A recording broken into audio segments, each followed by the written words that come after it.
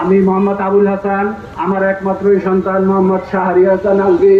আপনারা হয়তো জানেন যে গত আগস্টের 4 তারিখে আমার ছেলে মিরপুর 10 নম্বরে গুলিবিদ্ধ হয়েছিল এবং তখনই তাকে সাথে সাথে হসপিটালে নেওয়া হয়েছিল। হসপিটাল থেকে তাকে নিহত ঘোষণা করা হয়েছে। আমার ছেলে শাহরি হাসান আলভী একজন নবম শ্রেণীর ছাত্র ছিল। সে দেশ স্বাধীনতার জন্য, কোটা আন্দোলনের জন্য রাজপথে আন্দোলন করেছিল। কি অপরাধ ছিল আমার ছেলে যে তাকে এই আওয়ামী লীগ ফ্যাসিস্ট সরকার তাকে নির্বিচারে গুলি চালিয়েছে। 3000 উপর শিক্ষার্থীদেরকে গুলি চালিয়েছে। এখনো তারা আমাদের আশেপাশে ঘুরে বেড়াচ্ছে, কেউ দেশ ছেড়ে পালিয়েছে। কিন্তু আমি এই অন্তর্বর্তী সরকারের কাছে কি আহ্বান জানাবো যে ফ্যাসিস্ট সরকারের জন্য আমাদের ছেলেরা আন্দোলন করে বুকের তাজা রক্ত ঢেলে দিয়েছে রাজপথে, কিন্তু এখনো কেন তাদেরকে ধরা হলো না এবং তারা কেন পালিয়ে দেশ থেকে পালিয়ে গেল এবং তাদেরকে কেন এখনো আইনের আওতায় আনা হলো না?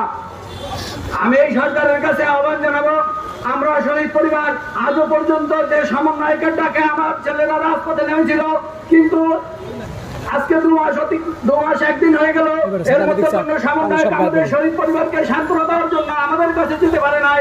অথচ তারা আমাদের ছেলেদের রক্তের বিনিময়ে আজকে দেশের অন্তর্বর্তীকালীন সরকার গঠন করে তারা আজকে মসনদে বসে আছে।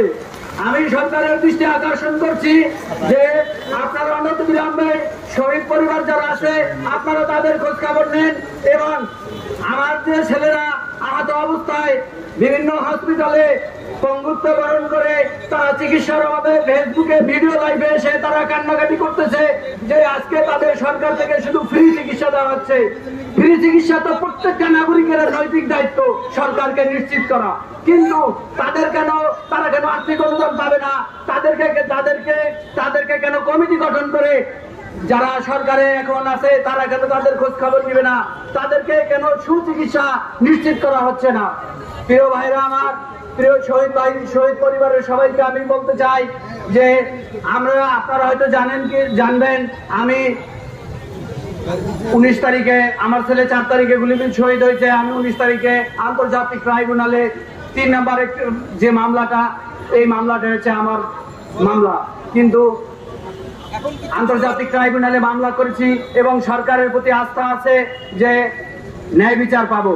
কিন্তু আমি সরকারের কাছে আহ্বান জানাবো, আমাদের শহীদ পরিবার আমরা এখন যে অবস্থায় আছি আপনারা আমাদের খোঁজ খবর নেন না এবং আমাদেরকে আজ পর্যন্ত 2 মাস হয়ে গেল, আমাদের ছেলেদের তালিকা পর্যন্ত আপনারা এখনো নিশ্চিত করতে পারেননি।